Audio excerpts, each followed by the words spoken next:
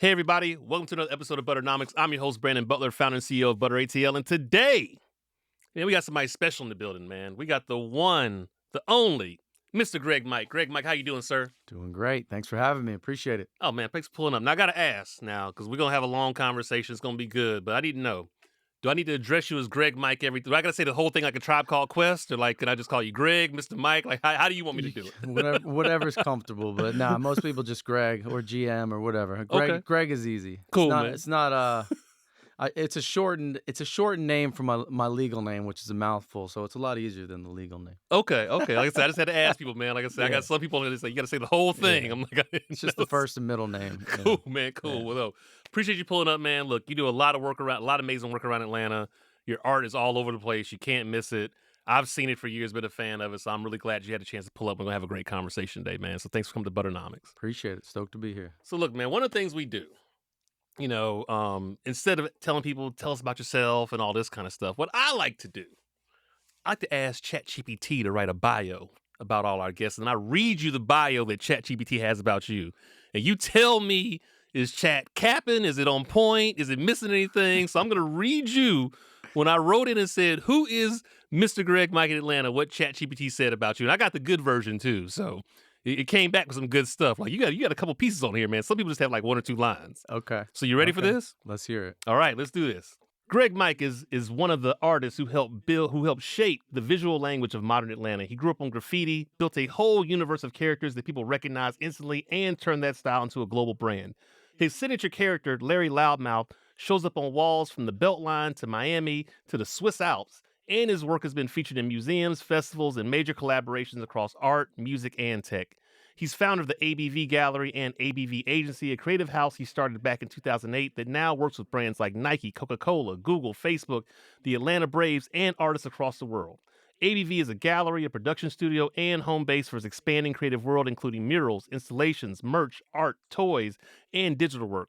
He recently opened a new ABV Gallery inside a converted church in East Atlanta Village and launched a new chapter of his work with the New Chapter exhibition. His pieces have been collected by people like Justin Bieber, Diplo, Swiss Beats, and more, while staying rooted in Atlanta's culture and neighborhood. At this point, he's not just an artist, he's an entrepreneur, a builder, and someone who understands how to take an idea that starts on a sketch pad and turn it into a full business ecosystem.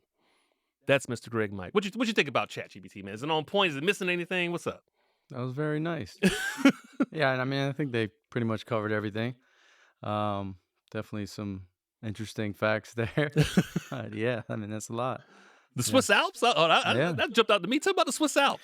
Yeah, Swiss Alps. I painted there for a festival called Vision Art. So yeah, man, there was a lot of interesting stuff on there. Swiss Alps. Tell me about that. How'd that happen? Yeah, that's probably one of the wildest. You get a lot of people that ask, they're like, what's your favorite project you ever worked on, or where's the craziest place you've ever painted? And I think the Swiss Alps is definitely top of that list. And that was one of those where random email comes through from a curator, found the work online, and a festival called Vision Art Festival in Switzerland.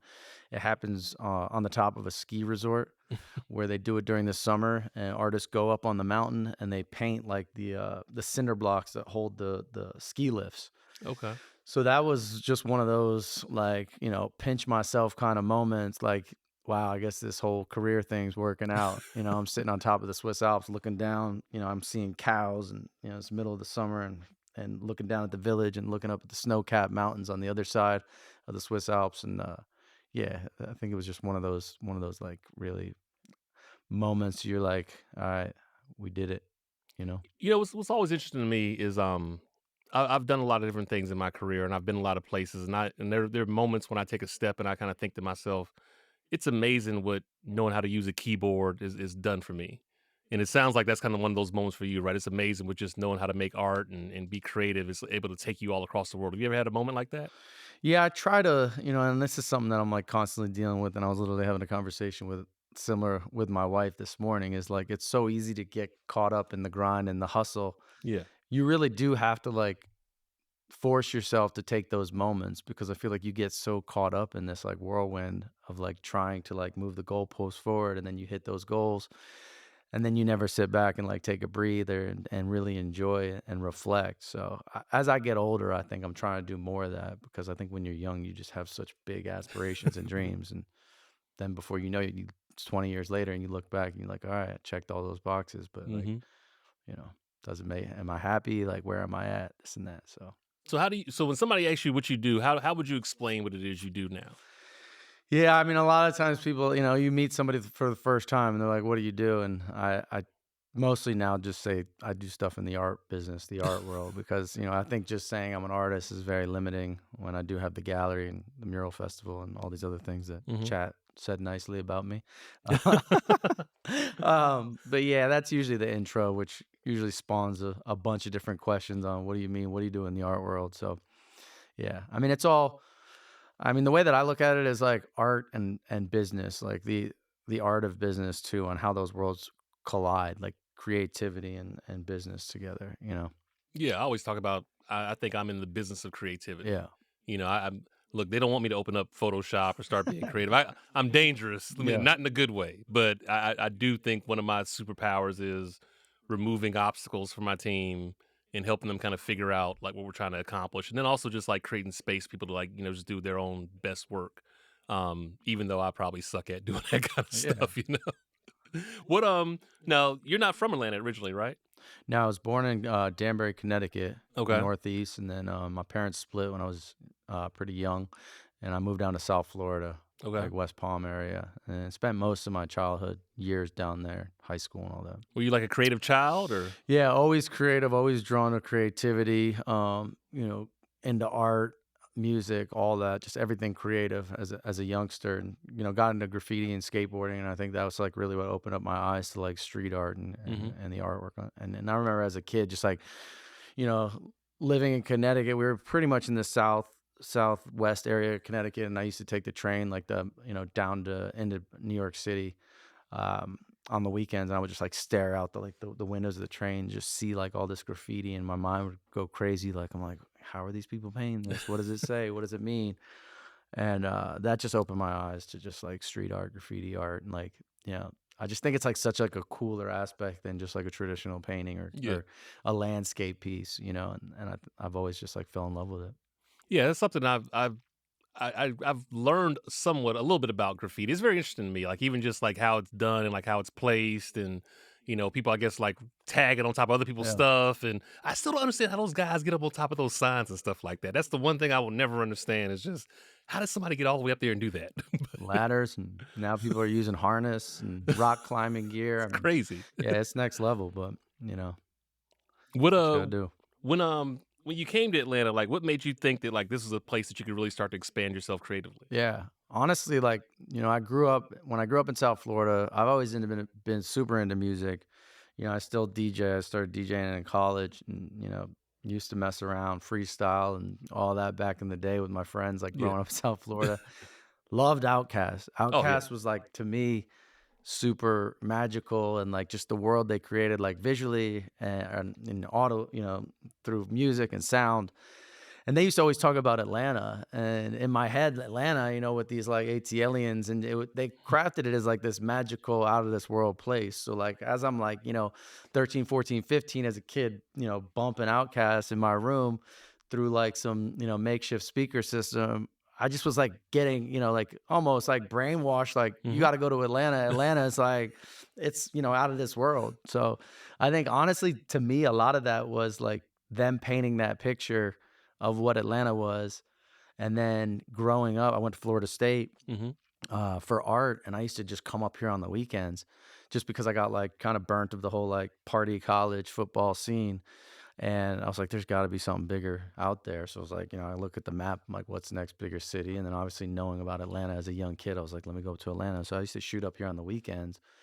And then I think that was just like the eye-opening awakening for me, because, think I was, sophomore in college, all these other kids are just partying, and I'm focusing like on my art and how I can start businesses. And like I said, like the creativity aspect of it, how those worlds mesh together. And I started going to the museums, going to the boutiques, going to, shows, festivals.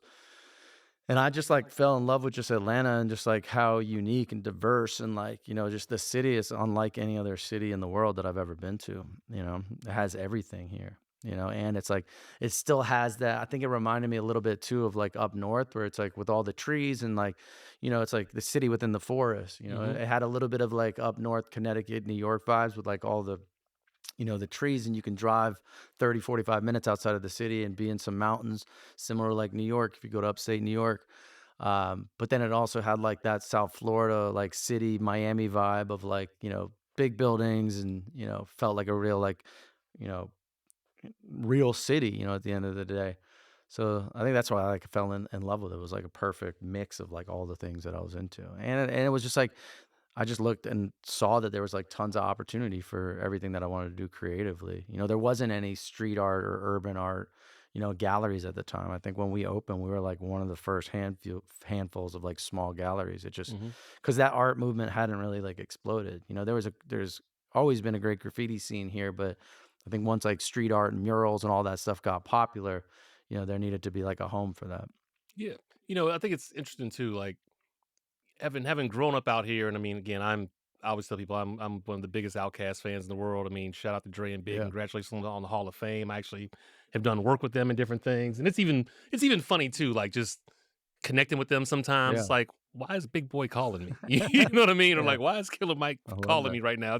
That's the crazy part about Atlanta. But you said something that was really interesting where you kind of saw an opportunity, and I think that's one thing I would even kind of take a step back and kind of call out. Right? I think a lot of times, even as magical and as special as Atlanta is as a place, when you grow up here, sometimes you take some things for granted. And one thing that I've kind of noticed is, yeah, when people come from other perspectives, they just see opportunities that we don't necessarily see. And I feel like it kind of feels like that's what you're kind of saying, right? Like there were some pieces here, but it felt like you kind of came in with a little bit of a fresh perspective, and you really kind of saw some of the opportunities other people might have overlooked. Is that accurate? Yeah, and I think just being like in the scene and like being a part of it too, you start to realize because I started traveling a lot for my art. So I would go to Mm. San Francisco, I would go to LA, I go to Miami for Art Basel, and I'd come home. I'd like be on these like crazy emotional like highs where I'm like, I'm hanging at these galleries with all these street artists, and it's like feels like family, and you're riding these like emotional roller coasters, and then you come home and you're like, okay, where's that in Atlanta? You Right. know what I mean? It's like I felt like if I was like, why do I have to go to these other cities to experience, these street art galleries and urban art galleries? Why not just create something in our backyard? And I think that's where it came from. And that's like been a big thing with my whole like, business career is I can't look back, I do have goals and things, I'll write vision boards and things like that, but I don't have like a business plan that I started, 20 years ago when I started that said, okay, this is exactly how everything's mapped out. I feel like for me, it's been like, it's all just like feeling it as it's going, right? And growing organically and not rushing into things where it's like, you start a gallery and then that goes well and you grow it small, take small risks, right? But then it's like you're like, okay, there's not a mural festival that also does music. So I'm like, maybe we should start that. Yeah. But I feel like it's been those like small baby steps that just happen organically and naturally where it's like you're not just like pulling it out. You realize there's a need for it, right? Versus just like coming up with a wild idea. Yeah, I think it's kind of like what we were talking about even before we started recording, right? Is I know for Butter, I've kind of felt a similar way, right? I think there are things that I see that I feel like need to exist, Yeah.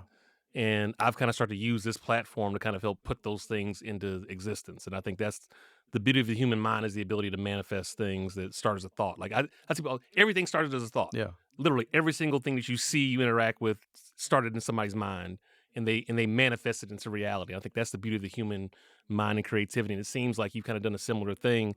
How did you kind of start to create this whole creative world with all the visual language and the characters? Like how did all that start to come about? So I've always just like even when I was doing graffiti when I was growing up as a kid, I was always more interested in like the characters. Graffiti is mostly about letters and style of how you're tweaking letters. But I was always interested in like characters, and I think that just like from like as a young kid, growing up and being like stuck in front of a TV screen when your parents have to work all the Right. time, and they're like, here you go. I mean, the same way parents throw iPads in front of kids now keep them busy. I mean, for me, it was 1990s, cartoons, right? Hmm. I grew up on the Disney cartoons, loved going to like Disney World, fall in love with Walt Disney's whole world that he built. That was more than just like a visual on a screen, right? It's like it becomes like a whole 3D world. So Yeah. like I think for me that was a big inspiration point. And then yeah, I think just seeing all that mixed with the characters that come from like the graffiti world drew, and then seeing like all the skateboard graphics back in the day, I just started drawing my own characters, and it was like, just that like ADHD, repetitiveness of like just keeping my mind going and drawing characters, and a lot of times like even, in the graph world, it's like you're writing your name over and over and over. It's almost like an obsessive compulsive behavior a little bit.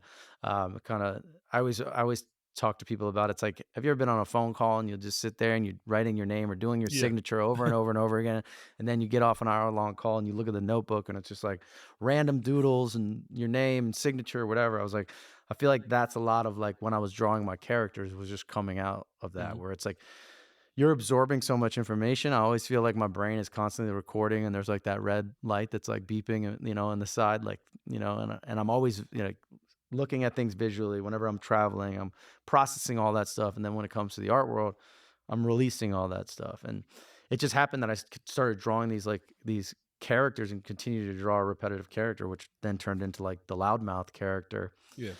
And if you look at it, there's obviously like a lot of like inspiration from like the rubber hose animation stuff, the Walt Disney stuff, the 1990s graphics, skateboard graphics, things like that, all meshed together. And that's kind of where my aesthetic and style came from. But it was never like planned out, my characters, but there's definitely like nods to like some of those, retro cartoons and stuff. And I think it's just like repetitiveness of creating characters. And now it's like become this entire world now, which is everything from vinyls to, soda brand and merch and collabs and all that stuff. So Yeah, and like one thing I even notice about a lot of the work that you do is it's bright. yeah, It's like, again, not to like connect street art with like negativity or anything like that, but like your character's usually smiling. You know what I yeah. mean? Like, was that, the colors are bright. They're colors people wouldn't necessarily always like go to. Like, did that part also, was that also kind of part of the visual Yeah, identity? I mean, to be honest, like I grew up as a pretty angry child. Hmm. I was all about like anarchy, and I think like it's all about as a kid like getting into like skateboarding and graph and all that. It's all about like destruction. I think I hit a personal point in my life when I was like, okay, because I used to draw a lot of like dark, kind of disturbing art. And my parents were like, "What's wrong with you? You need to go to therapy. You need to go to a counselor." Like, which I did, and I think there was a certain turning point where I was like, okay, what happens if I start like putting positive stuff out there and use my art as a more of a mirror? And when I'm putting these murals up and canvases, like looking at it as a mirror and what I hope to see, and not like dwelling on the dark stuff that was inside of me. So I started like using more bright colors and started drawing smiling characters and faces. And then like the reaction that I got from public, people were like, they're like, "Oh, this brings a smile to my face," and then they're starting to talk to me different, which then affects my mood and makes me feel better, and more positive. And I think it's like anything. It's like the energy you put out is what you're gonna get back. Yeah. And I started to notice when I changed my murals and my art from like looking dark and disturbing to more positive stuff, it inspired other people and it inspired myself and made me feel better. So I think nowadays it's just I have to do that because even me, when I look at it and I see a smiling character, it brings happiness and joy to my life. There's people that say that they drive by and they see my murals and the bright colors and brightens their mood on their way to work or whatnot. But I think that's important, and like especially as you start doing more public art and people fly you around the world to do these murals, like I don't want to be painting stuff in people's neighborhoods that I'm not from that are just gonna make them feel down Yeah. in the dumps, right? It's like when I can bring some color and positivity and bright energy, I think is a win for everybody. Absolutely. Now, where did Larry Loudmouth come from? Because that's one of your most Yeah. iconic known characters. Like, how did he come to Yeah, exist? so again, like I was drawing this like character and I kept drawing this reoccurring mouth with this chipped tooth, and it just on repetitive, objects. And I remember it was time, like this was the MySpace days and social media, and I had to make an icon. And I started the whole thing with painting on the cans, and like now that it's evolved into this Mad Pop like soda brand, I didn't have any money growing up as a kid, and art supplies are super expensive. Um, and I was, drinking soda and beer and all this stuff like right out of college, and I had all these empty cans that I was recycling, and I was like, why don't I paint this? So like Mhm. that's where that came from. Was I started painting all these soda cans. I did a whole show of 100 cans, showed it in San Francisco at a gallery that my buddy was running, and then they all sold out, and that was like the jump start of my career, which was like again never planned. just like used what I had at my fingertips to make, something out of nothing and created this. And now it's like evolved into all these other things, which is crazy. But back to the MySpace thing, like, during this whole time, I was like, okay, I got to start marketing. I got to start branding. Let's use social media. And I was moving like my soda can character that was, a picture of a hand painted can. I didn't even have it. I didn't even really know Illustrator or Photoshop. So it was a picture of a can that I'm moving around in the square MySpace profile, and the only thing that kind of really fit on there was the mouth. Like, Hmm. the nose was cut off, the eye didn't fit, but the mouth kind of fit perfect in that square. And same thing, I was like, I need to make some stickers. And, all I could afford at the time was like, I wanted like a die cut sticker of the Yeah. can. And that was like, an extra $500. And I'm like, it was like $100. You can get 100 stickers, but they're basic squares. So same thing, moved the can around on there and the square fit perfect, adjusted a few things. And that's where like the square original Loudmouth came from. Hmm. Then down the road, Instagram and Twitter decided to change it to a circular icon, kind of screwed up my whole game. But I Damn you, adjusted it. Zuckerberg. Yeah. But no, it was perfect for a while. But that's where the stickers came from. And then I started putting them on the streets.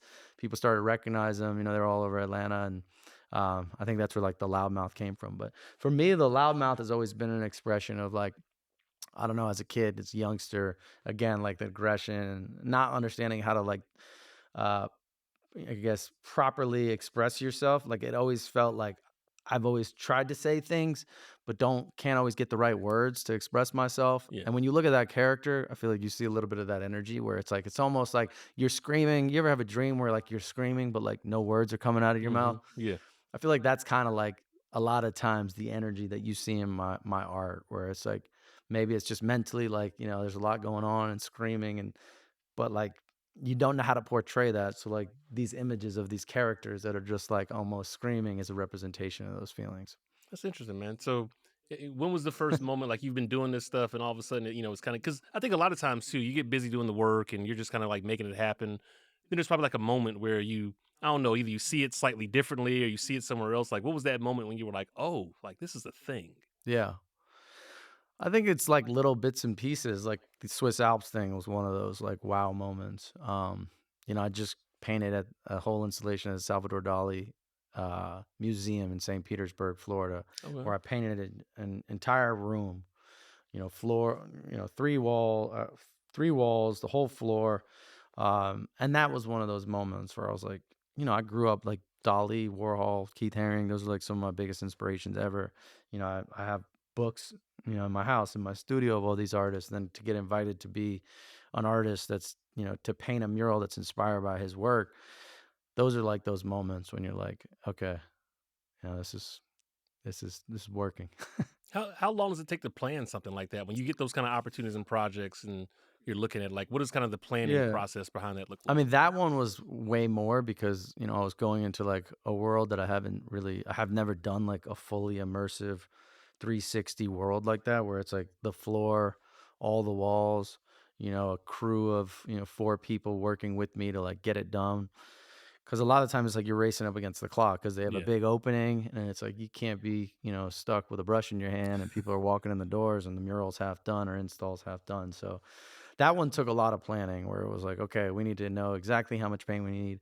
We need to know exactly what every single wall looks like, all the colors, all the brushes, all the tools, the whole crew. Got to be people that I've worked with before. Can't be folks that are new to painting or new to a job like this, Yeah. willing to work, late because, it's like a lot of times we're like, okay, we need to be at X by this day. If we're Hmm. not done by this wall by Tuesday at 6 p.m., we're not going to make it to the finish line on time.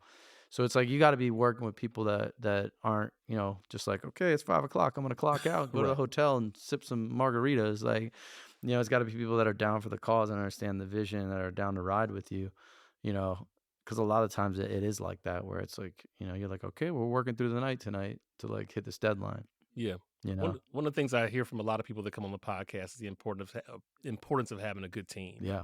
Like, what have you learned about building the right kind of team as you've kind of built your brand and built your company around that? Yeah, I mean, I always say like I would not be in this place I am today without my team. My team is, they're the greatest, and it's taken 20 years, and I have people that have been with me that were interns that started when we were in a tiny little studio downtown, fairly popular district, and that are Yeah. still with me, still riding, still seeing the vision, and I think that says a lot, making sure you take care of people and give people their space and encourage them to do what they want creatively too. Everybody has dreams, so we try to support that as much as we can, and I think the great thing about having like a gallery is like, it's a place too. Like a lot of these folks are artists and, giving them opportunity. And it's been awesome to see like people that started off as interns now that have huge art careers that are on our team. And that's just like, the team supporting the team and this team offering placements on the gallery walls when it might be their first art show, or giving people time to do other creative projects and, take time off to follow those dreams too.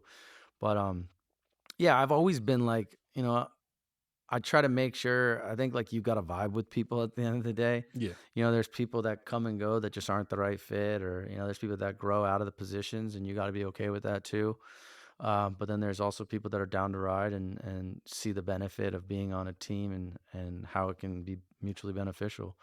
But I mean, teamwork makes the dream work. That's the Man. name of the game, You you can't know? you can't do it without people, man. Yeah. Like that's one thing I've learned over the years. You 100% need, good people around you and people that believe in the vision and like you said, kind of bringing the right folks in that can really kind of help you take things to the next level. And even when you kind of think about, the stuff you're doing, like you kind of mentioned, starting off and then ABV. I'm sorry, I'm country ABV. I'm Yeah. sorry, I country. All my words sound the same.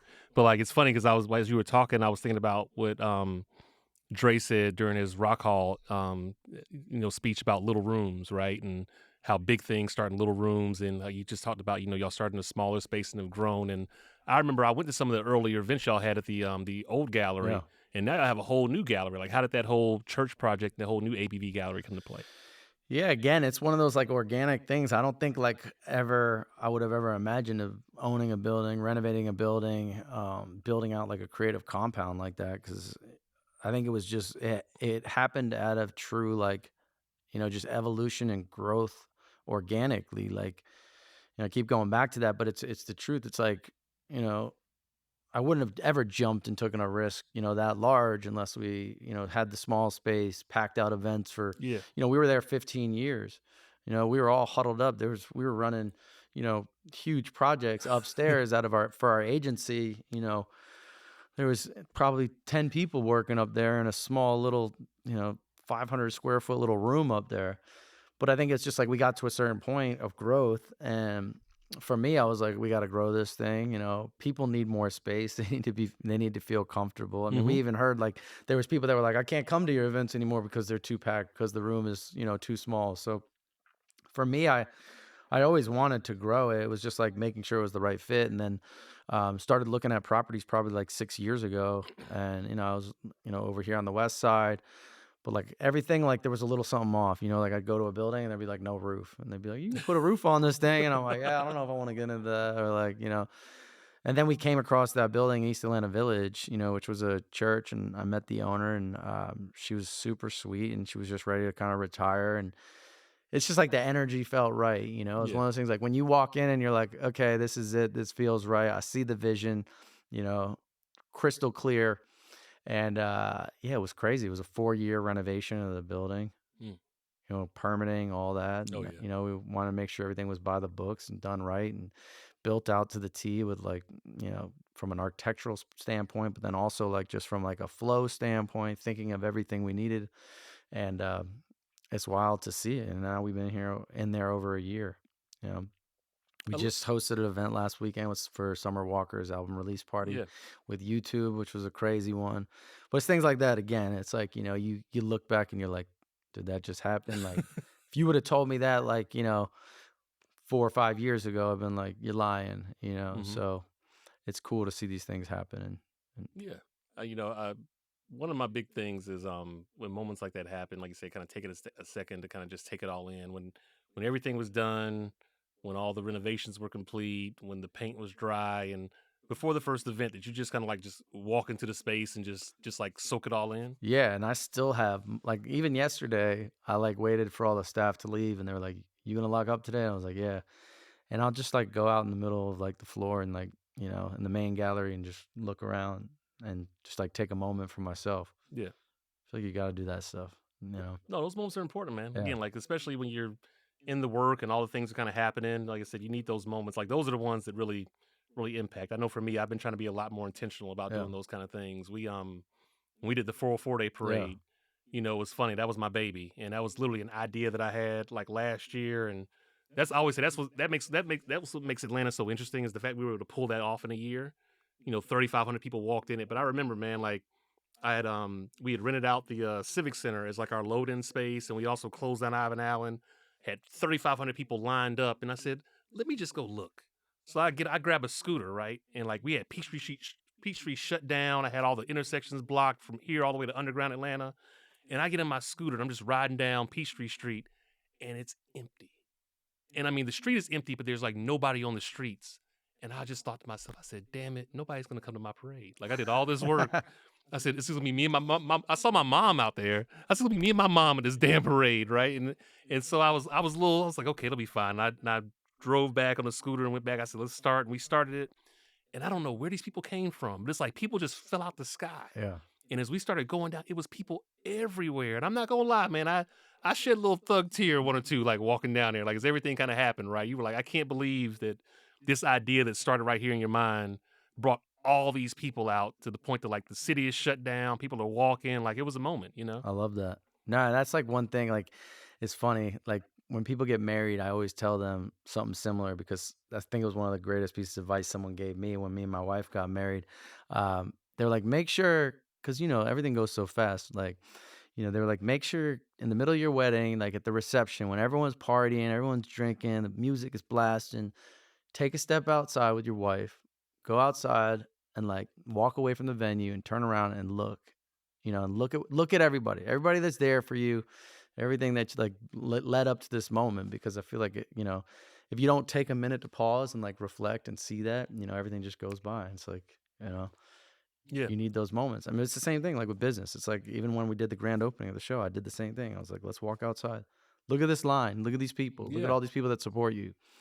Look at all these people that believe in your vision. You know, I think, yeah, you got to do that.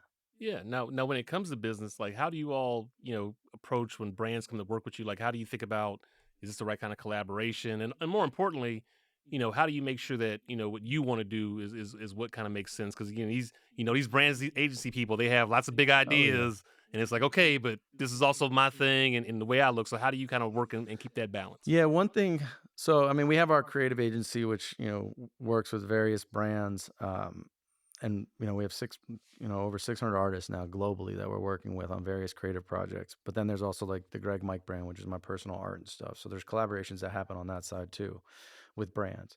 So one thing I always say is like, for the collaborations for anything like Greg Mike branded Hmm. stuff, like it has to be something in my lifestyle, right? Something that I Yeah. actively use, like, or that I'm like would like to use, right? Because I do get brands all the time that it'll be some random obscure Hmm. product. I'm not going to mention any brand names, but they'll come to me and be like, "Hey, can you do this and collab with us on this?" And I'm like, if it's not like actively a part of my lifestyle, then I'll say no to it. Yeah. And then usually at that point, like, it'll get passed to the agency, and that's an opportunity for other artists, because there are a lot of other artists that might be into those products or might, utilize these products that would be interested in that opportunity.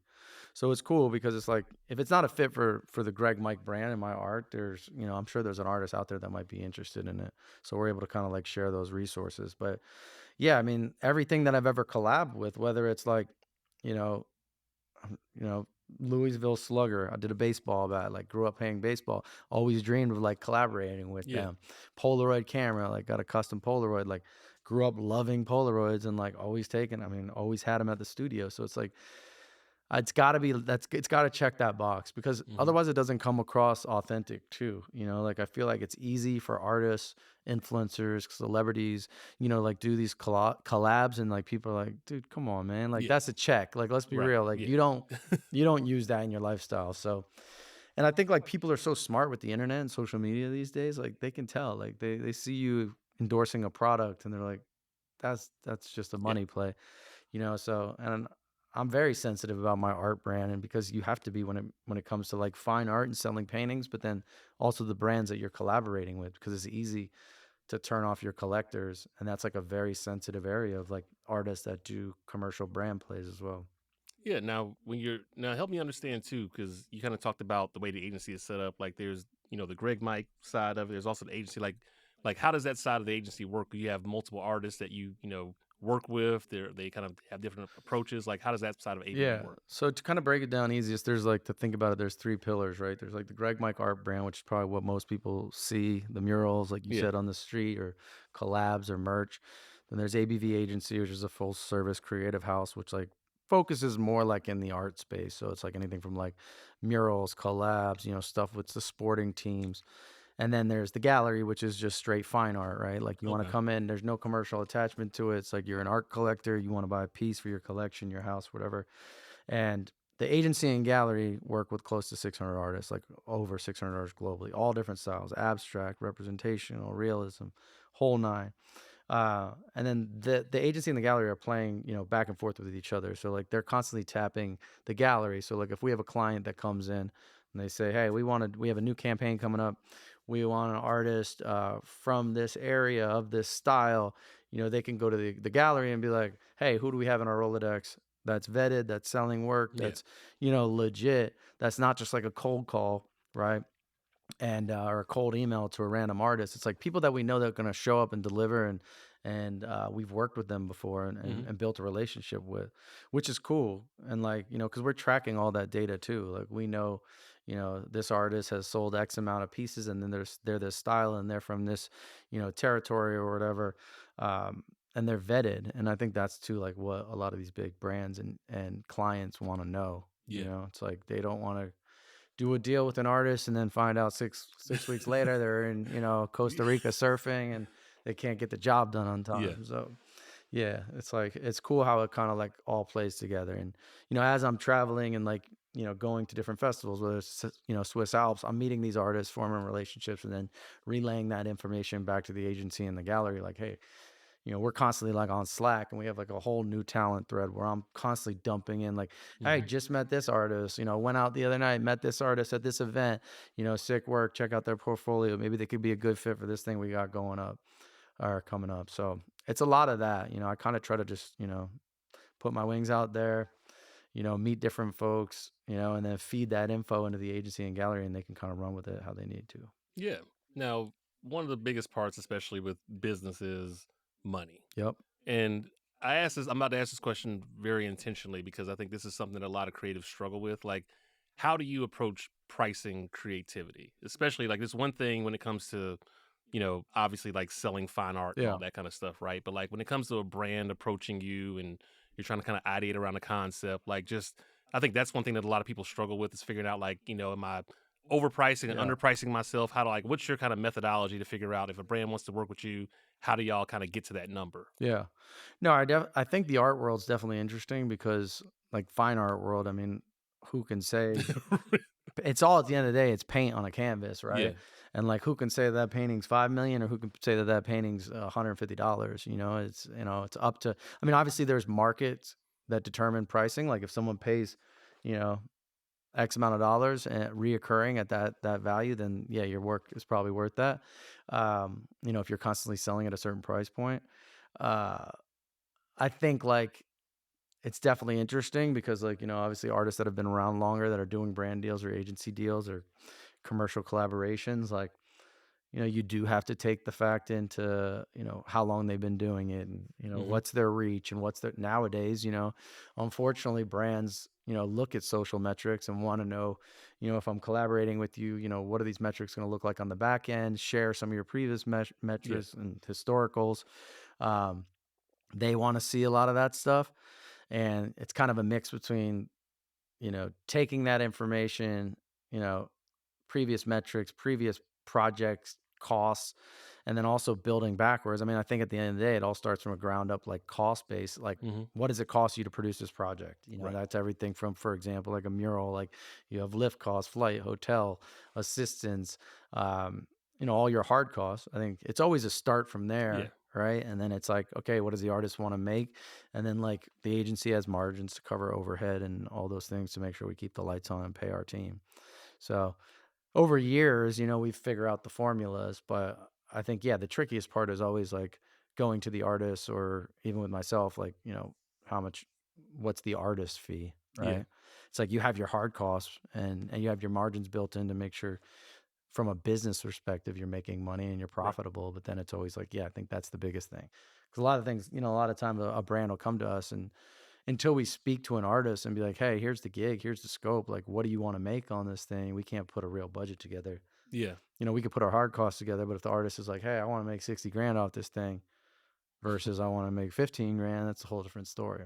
Yeah, like it's interesting. Like that's always a funny part of the conversation, right? It's always like, well, what's your budget? Well, how Yeah. much does it cost? And Yeah. it's like, well, yeah, but you got to understand too. Like, I had a client that came to me with a number for a project the other week, and I just looking at it like, I was like, I want to do this, but I'm not going to make any money off of it, just because I know what the hard costs are associated with this thing, and your number is going to barely cover those hard costs, and plus if I'm just being honest, you're just making that number up. Yeah. I'm so tired of y'all coming up with these like arbitrary round. Like I tell people all the time, it's so funny, man. It's like a lot of people think they think, 5, 10, 20. It's like, yeah, but there's nuances, that kind of stuff. So even when folks come to me with projects, I tell them, I say, look, give me a number.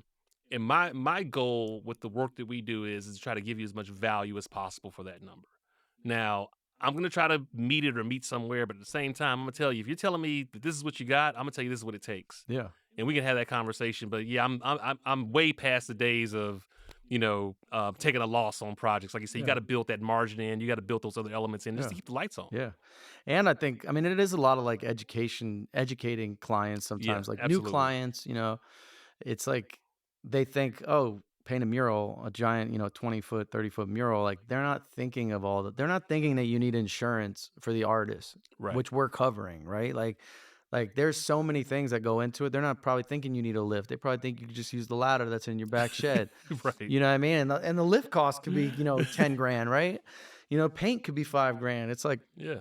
I think a lot of times you have to kind of like break it out and be like, all right, I know in your head you thought it was X, but like I'm going to show you all these exact costs and we're not even there yet. Yeah. This is Yeah, just what it costs to do it. This is what it costs just to show up. yeah. You know? Yeah. So, and a lot of people just don't know. And it's like, you kind of got to just, educate and, it's a learning process for some people. What And do it's you like, there's some people that just, they're like, here's my budget, make it happen. And there's other people that are, there's like, this is all I got. And that's a choice for the artist too. There's some, I Yeah, mean, and I'm sure, like you're saying, there's probably things where you're like, okay, I'm gonna look at this one as a charity right. gig, and it's like, Absolutely. I'm doing it because I love it, and maybe there's other opportunities, or maybe there's a promise for future work, or, Yeah. I think you gotta kind of take those things as Yeah. they come, and make those decisions. Yeah, yeah. Again, like every project is different. Yeah, There's different reasons to take on different things, and it's just something, again, I think that a lot of people struggle with because they don't necessarily have. There's not a class yeah, around how to price. And I tell people it's a little bit subjective, but at the same time, to your point, it is very much bottom up in some capacities, right? Like there are costs to yeah, do this work, and at a minimum, you need to figure out what those costs are. You need to add on, like I said, your margin. You need to yeah, add on what you're trying to make. I mean, that's one of the reasons. That's one of the things I really learned in working in the agency space for a long time. And I tell people like something even when Atlanta too. I think Atlanta is a very I say it's a very like hustler focused city. mm-hmm. And the problem with it's good and bad. The problem with that is you have a lot of people that have never necessarily had like formal training or formal work experience. And so they're kind of like just figuring it out. And so there's always that like push and pull. It's like, I know you're guessing, but let me also show you kind of how you do it from a structured standpoint, right? Yeah, You merge those two things together, and that's where you kind of start to figure out how it works for you, because everybody's situation is different. One thing I would also ask you too, though, is I got to know, man, what does Greg Mike think about AI? that's funny. I was just gonna say that. Like literally, that was about to be my next comment. So, I mean, I think AI is obviously super powerful, and I use it for a lot of my like mundane. I mean, it's great for like, adding up numbers and Yeah, doing what Excel does in Google Sheets, or even like you're saying, like, what should be the profit margin on this project? Here are my expenses, things like that. Like the beauty of the internet and that power and knowledge, like I think it should be used. It's a great brain. I mean, you can literally go on chat and learn how to do whatever. yeah, Like our HVAC was frozen the other day. I took pictures of what it looked like, the make and model, upload those photos to ChatGPT, and then compared that against what this guy that just rolled up and gave me a crazy quote that told me I needed to replace XYZ. I need this warranty. It's like it's easy to fact check things. It's easy to learn and fact check things very quickly absolutely. and cut through the bullshit. You know what I Yeah, mean? So I love using it for things like that, right? To make like use it as a second brain to make you more powerful. I don't like the creativity aspect of it, where there's now all these artists that are just making mock-ups on, and just painting those mock-ups and using a projector. I mean, I think that's not a good I mean, look. if that's what you're doing, that's insane. Yeah.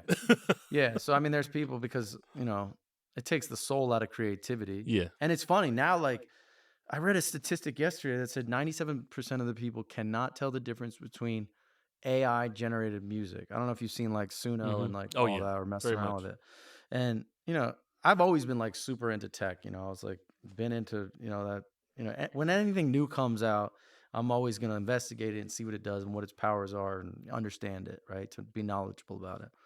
And looking at this Suno stuff, it's insanity. Like you can type in with one prompt and say, "Make me a song that sounds like this, that's country, that has these lyrics," and within 2 minutes, it can create something that has potential to be like a Spotify, Billboard. Mm-hmm. I think right now I was reading yesterday, like the biggest country song right now is an AI song on Oh, on Spotify oh, I didn't even know that. with an Okay. AI created person, and the whole song was made through AI.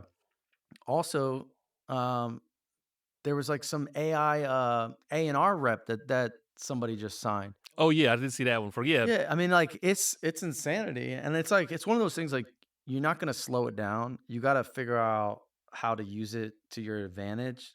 Don't use it as a crutch. Don't use it as your all in. hmm Um, and I go back and forth on the creative stuff because like people do use references to make, murals. Like if someone's like, all right, I'm going to paint a realistic image of a bird sitting on a mountain with some trees and a turtle. Like back in the day, and back in the day, it was like maybe a year or two ago, like people would go to Google Images and they'd pull all those images, they put them together in Photoshop, they create a mock up and then they project and paint that. So it's like, it's not that much different because people were still doing these like, utilizing references and images. They're not just creating characters out of their brain, yeah, like people that paint realism. It's just more, I think, seeing people that are like cutting that whole step out and just typing it in and getting this incredible like rendering and then painting that exactly kind of bothers me a lot. And the same thing with the music thing. It's like I'm nervous for like electronic music. Like I love electronic music. I do a lot of work in the space. I DJ a lot of like, house music.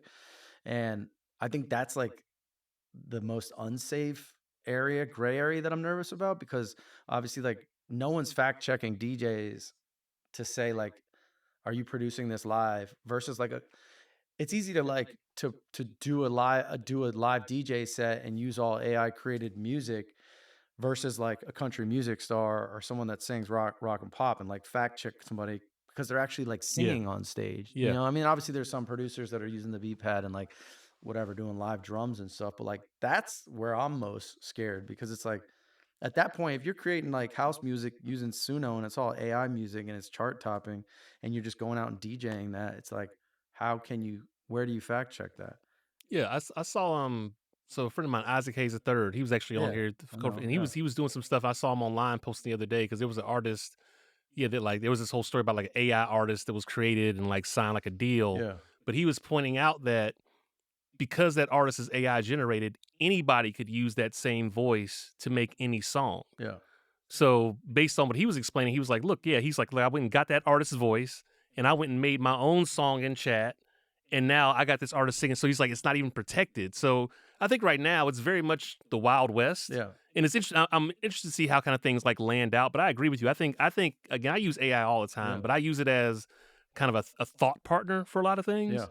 And I mean, I will admit, I definitely use it to help me like think about creative ideas, but at the same time, there's still always a human element, and we're always like looking at that, and we're never just taking that stuff and copy and paste and just putting it on there. From a artistic standpoint, a lot of the art that's generated is based off of real art, though. Is based off of samples of other artists, and so at a certain point, it's like it's not even necessarily real. It's just remixes of things that you've Yeah. kind of seen, and I think that's the part we got to be really careful about. Is it's a great thought partner, but from a creativity standpoint, I don't see AI replacing the creativity of humans anytime soon, and I think that's going to always be our differentiator. Yeah. I put a post up like a few weeks ago that pretty much like got a lot of people talking, but it was more just like as everything becomes AI generated, people are going to be drawn more to the handcrafted. They're going to Yeah. want to see the brushstrokes. They're going to want to see the drips. They're going to want to see that this was, not a print that was just made on AI and then printed on canvas in your house. They want to know the story behind it. Yeah. Um, I'm a firm believer that like the way that social's going, proof of content and like proof of creation is going to be huge, Oh, where it's absolutely. like people are going to be, and we're already seeing it with like Twitch and live streaming and all this stuff. It's like, the way that Bieber just like set up a whole warehouse where it's just like you're seeing him live stream so you can see the behind the scenes. Like people are going to want more and more of that. And I think we're leaning towards a world where it's like, if you're not live streaming the creation and the behind the scenes and the everyday, like there's no there's no validation that that was actually created by you. But I think it's going to be like you're going to want to have a live stream of Twitch of like Timberland in the studio making a Yeah. beat and so and so singing on top of it. So that, like that's what people are going to be drawn. I mean, they're already into that, but I think that's going to just validate things way more. You got to show the work. Yeah. Gary Vee always talks about like you got to document and create. And I think for us, that's something we've even started implementing in a lot of things that we're doing, even on the butter side. Like I'm working on a new project, and like a big part of, based on even what you said, a big part of, and I didn't even realize it until you said it like that. But now I'm thinking about it. One of the things I even wrote into the project was we got to record BTS for Yeah. everything, because there's a whole opportunity with that. But I was thinking about it more from just the documentation standpoint. But to your point, it's documenting the process and the creativity to let people know this is really authentic and this is how it came to be. So I think to your point, like that's definitely something people got to start thinking about. Yeah. Yeah, we're always saying it. And it's like, I think it's so hard for like creative people, like even for me, like to be in the studio and have a camera set up while I'm painting the entire painting and moving around and stop. And then, going on CapCut and making edits or, it's like, that's not natural for artists, but it's like now it's like this evolution of like, you kind of have to do that stuff, Yeah. as part of the creative process. And You have maybe to. we're turning into old dinosaurs. And like the new young kids, it's just like that's what you do, right? It's like everything you do, you got to film. And maybe in the future it's going to be, you're recording 24/7, 365, and you're always on live stream. And it's like you could turn it on and off when you want to, but it's like, Well, you kind of see it now. I mean, Yeah. even with like Twitch and everything. I mean, first it was people streaming from their houses. Now they have the IRL bags. They're streaming outside, and it's 24/7. glasses, like, yeah. Yeah, the meta glasses. So the way I always think about it is, I look at it kind of through the eyes of children sometimes. So I think about my kids. I remember when my daughter was born.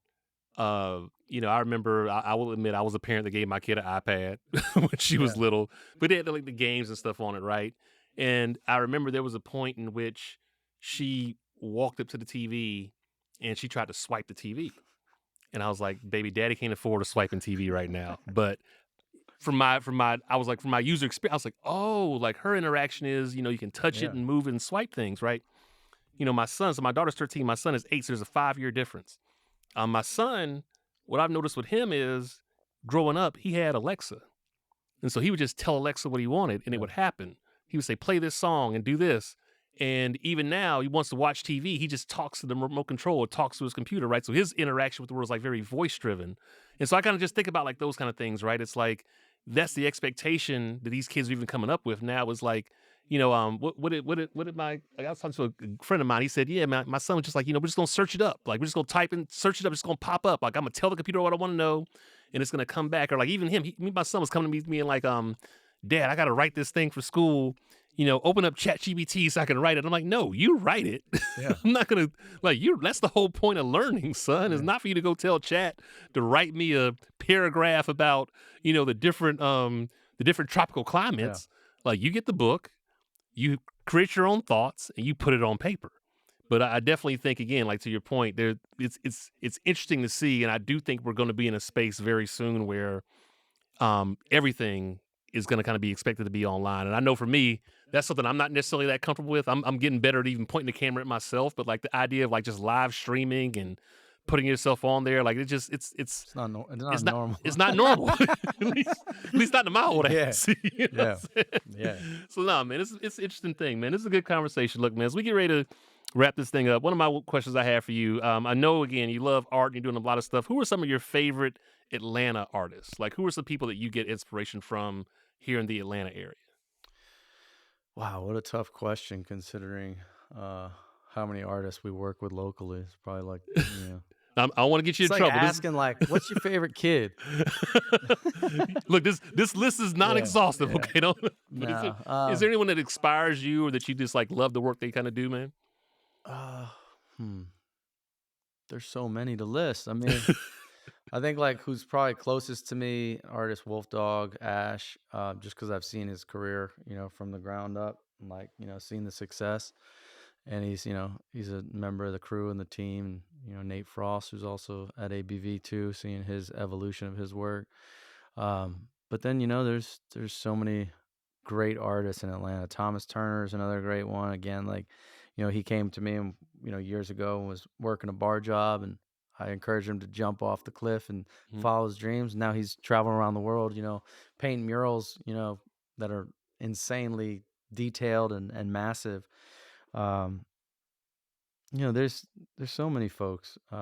Dax, legendary graffiti artist, Shout out to who's also Dax. like in OG, Dungeon Family Cat. Hmm. We've done a lot of work. We just did his solo show. I don't know. I could stay here for days and list them out. But I mean, any honestly, like any of the people that from Atlanta, the ABV shows, like I'm obviously big fans of them, and that's why they're being shown in the gallery, and we're supporting and working together. So yeah. Absolutely, man. Well, look, Greg, this is an amazing conversation. I appreciate you pulling up, man. Before we get out of here, my last question for you would be, and I'm not gonna say if because I know there have been, but if there was a Greg Mike billboard somewhere in Atlanta that you could put anything you wanted to put on it, what would you put on that Greg Mike billboard? It could be a character, it could be a Yeah. statement, it could be anything. What would you put on that billboard? So the one that's like bucket list item that I'm gonna figure out, and we'll probably make it happen after now that I'm putting it into words, is we need to get that billboard, get some art on the billboard when you're coming up the escalators at the airport. A Okay. digital billboard. Yeah. I mean, I know we got Luda on there, Mm-hmm. and we got some other folks, but we need some artists up on there. So I might have to send a text to a few folks and see if we can make that happen. I don't think it's that far of a stretch. It's not a far of a stretch. I'm sure between some of the folks you It and I doesn't got to be know. a picture of me. I just some sort of some Atlanta art, nod Whatever- to the Atlanta arts, because Atlanta is known globally now for our street arts, our murals, Yeah. and the artists that are coming out of this city. So I mean, it's always. I feel like a lot of people think of Atlanta and they think of the rappers, the musicians, but like got to make sure we keep that art up there on the map too, because it's definitely making a name for itself for the city. Yeah, I mean, for a long time, that art of the young girl with her hands up, Yeah, coming up was a big piece, and that had gone away eventually. But yeah, we need some more art up in there. yeah. That's people need to understand more about Atlanta. So, man, Greg Mike, man, congratulations on everything. You've done some amazing work. You're definitely an Atlanta legend, and we appreciate you pulling the Butternomics, man. Thank you. It's been a great time chatting. Appreciate it. Absolutely. And with that said, that's the pod, y'all. We out. Peace. Later. Awesome. Boom. 58 minutes.